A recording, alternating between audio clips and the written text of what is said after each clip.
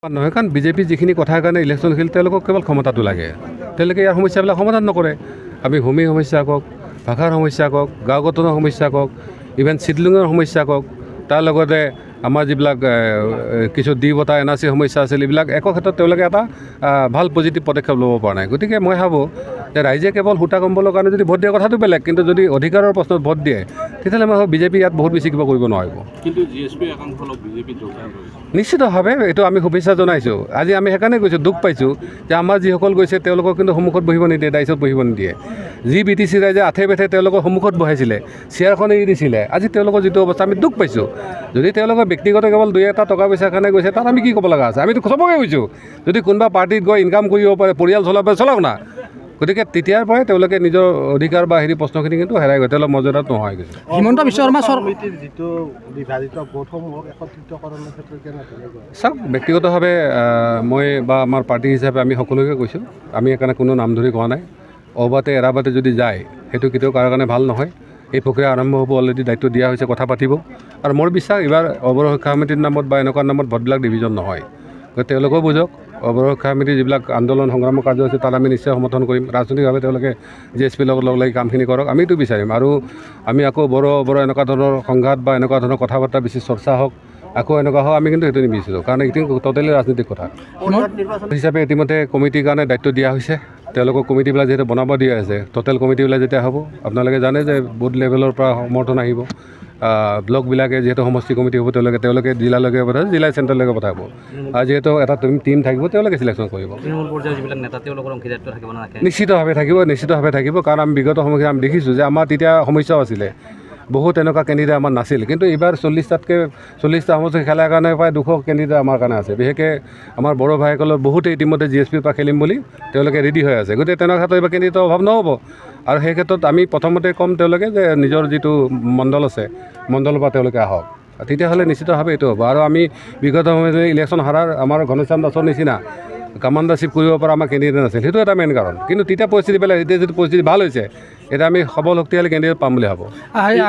আপুনি যদি গ্ৰাছৰুটত যায়, গ্ৰাউণ্ডত যায়, তেওঁলোকৰ এটা সিদ্ধান্ত লোৱা এটা ছিষ্টেম এটা আছে। কিন্তু গোটেই মানুহখিনি বিচাৰে যদি GSP সমৰ্থন পায় তেতিয়াহ'লে তেওঁলোকেও জানে যে 15 পৰা 20টা তেওঁলোকে জিকিব পাৰে। কাৰণ আজিও কৈছোঁ, যদি আজিৰ পৰিস্থিতি ইলেকশ্যন হয়, যদি BPF চবে অকলে খেলে, BPF জিকি বহুতত হাৰি যাব। কিন্তু GSP এলায়েন্স থকাৰ লগে লগে আমাতকৈ বেছি তেওঁলোকৰ লাভ হ'ব। কাৰণ আমি কৈছোঁ নহয়, আমি 10 বা 5,000 ভোট দিব পৰা প্ৰায় সমষ্টিতে আছে। গতিকে আমি 10টা সমষ্টিত বা 15টা সমষ্টিত আমি কেনেকৈ 20,000 ভোট ল'ব পাৰোঁ সেইটো আমাৰ কৰিব লগা আছে।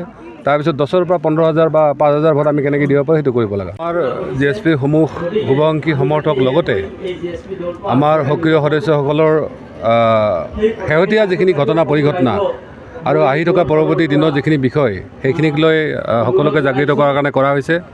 আৰু এই জনজাগৰণ সভা আৰম্ভণি হৈছে, আৰু ইয়াৰ পিছত আকৌ এনেকুৱা ধৰণে প্ৰক্ৰিয়া চলি থাকিব। যিহেতু BPF প্ৰথম কথা হ'ল তেওঁলোকক আমি শুভেচ্ছা জনাইছোঁ। লগতে আমাৰ মানুহখিনিও কৈছোঁ, আমাৰ GSP শুভাকাংক্ষী সমৰ্থকখিনিও কৈছে, তেওঁলোকে যদি লগ হ'ব আপোনালোকে কেলেই নোৱাৰে। আৰু সেইটো কাৰণে আজি অলৰেডি প্ৰস্তাৱ লোৱা হৈছে, বিভিন্ন আমাৰ জাতীয় দল সংগঠন আদি কৰি আমাৰ যিমানবিলাক কিছু ইফাল হৈ আছে, গোটেইখিনি কথা পতাৰ কাৰণে অলৰেডি দায়িত্ব দিয়া হৈছে, আমাৰ কমিটিৰ দায়িত্ব দিয়া হৈছে। আৰু লগতে যদিহে BTCৰ এই সমস্যাখিনি সমাধান আছে তেওঁলোকে লগো হয়, আৰু যদি আমাৰ ৰাইজৰ সমস্যাখিনি সমাধানৰ তাত যিটো এজেণ্ডা থাকে, তেতিয়াহ'লে নিশ্চিতভাৱে তেওঁলোকক আমি সহযোগ কৰিম। কাৰণ আপোনালোকে জানে যে ইয়াত ৰাষ্ট্ৰীয় দল সংগঠনবিলাক অহাৰ লগে লগে ইয়াৰ সমীকৰণটো অলপ সলনি হৈ যায়, বা ইয়াত এটা পৰিৱেশ এটা বিনষ্ট হৈ যায়। গতিকে সেইকাৰণে ইয়াৰ যিসকল আঞ্চলিক দল আছে, BPL কওক, BPF কওক বা GSPকে কওক, গোটেইখিনি লগ লাগি এটা প্ৰচেষ্টা আগবঢ়ায়, তেতিয়াহ'লে মই ভাবোঁ ভাল কথা। কিন্তু আজিৰ দিনৰ যিটো পৰিস্থিতি, যে আমি প্ৰমোদ বৰুৱাক যে চিফ বনাইছিলোঁ, আমি তেওঁলোকৰ এজেণ্ডা কথাখিনি কৈছিলোঁ যে এটলিষ্ট আমাৰ ৰাইজৰ ভূমি সমস্যা, ভাষাটোৰ ক্ষেত্ৰত যিটো ডিভিজন আছে, তাৰ লগতে গাঁও গঠনে আদি কৰি এই বিষয়বিলাকত আমি এটা পজিটিভ ভূমিকা লোৱা কথাটো কৈছিলোঁ। কিন্তু তেওঁলোকে সেইটো নকৰিলে। সেইকাৰণে আমি কৈছোঁ আজিৰ দিনত আমি BPLৰ লগত আমি GSP হিচাপে কথা পতা সিদ্ধান্তত আমি লোৱা নাই। কিন্তু BPF হিচাপে আমি চাইছোঁ যে কাৰণ হাগ্ৰাম মহিলা এটা যথেষ্ট মেচিউৰ হৈছে, বা তেওঁ আমাৰ এজেণ্ডাখিনি কথাটো কৈছে। সেইকাৰণে এজেণ্ডা বিশেষত যদি তেওঁলোকৰ লগত হয় তেতিয়াহ'লে কথা বেলেগ। আৰু মই ভাবোঁ যদি BPL BPF একলগ হয় তেতিয়াহ'লে GSPৰ কাৰণে ভাল কথা হ'ব। তেতিয়া আমাৰ যিখিনি মানুহ বিভাজিত হৈছে তেতিয়া একত্ৰিত হ'ব। আজি আমি 25% কথা ভাবিছোঁ 10টা সমষ্টি জিকা, তেতিয়া হয়তো আমি 20টা সমষ্টি জিকাৰ কাৰণে ইলেকশ্যন খেলিব পাৰিম। আৰু মই কৈছোঁ ৰাজনীতিত এখন দুৱাৰ আমি খুলি দিছোঁ, গতিকে আৰু বাকী দুৱাৰ খিৰিকীবিলাক খোলা যাব সময়ত। সেইটো কাৰণে নিশ্চয় সময়ৰ কাৰণে অপেক্ষা কৰিব লাগিব। হওক আমি বি টি চি চিফ হোৱাৰ আমাৰ সপোন নাই, কাৰণ কথাটো এইটোৱে কৈছে বি টি চিত আমি সমাধানৰ কাৰণে আহিছোঁ, সংঘাতৰ কাৰণে অহা নাই। কাৰণ আমাৰ ৰলটো কি হ'ব পাৰে আমি জানো যে বি টি চিত প্ৰায় আমাৰ বড়ো ভাইসকলৰ 12,000 শ্বহীদ হৈছে, বাকী আদাৰ যিবিলাক কাষ্টৰ মানে তেওঁলোকৰ 50,000 শ্বহীদ হৈছে। এই 60-70,000 মানুহ শ্বহীদৰ বিনিময়ত যিখন আজি বি টি আৰ বা বি টি চি হৈছে, তাত পুনৰ সংঘাতক পুনৰ এনেকুৱা ধৰণৰ হওক আমি কেতিয়াও নিবিচাৰোঁ। সেইকাৰণে নৱসেনাৰ ৰলটো ইয়াত সদায় বা জি এছ পি ৰলটো সদায় থাকোঁ, সংঘাত নিৰাময়ৰ ৰলটোহে থাকিব। ইয়াত আমি সংঘাত লগাৰ পক্ষত নাই। তাৰমানে জি এছ পিৰ মতে হাগ্ৰামা মূল্যৰে চিফ হ'ব লাগে। চাওক আজিৰ দিনত যিটো পৰ্যায় আৰু গ্ৰাউণ্ড লেভেলৰ যিখিনি কথা বহুতেই বিচাৰে যে পৱন ডাঙৰ এটা সুযোগ পালে তেওঁ সদব্যৱহাৰ কৰিব নোৱাৰিলে। ইয়াত যিহেতু বিকল্প কোনোৱেই নাই, গতিকে বিকল্পৰ খাতিৰত হয়তো হাগ্ৰামা মহিলাই কথাটো কৈছে।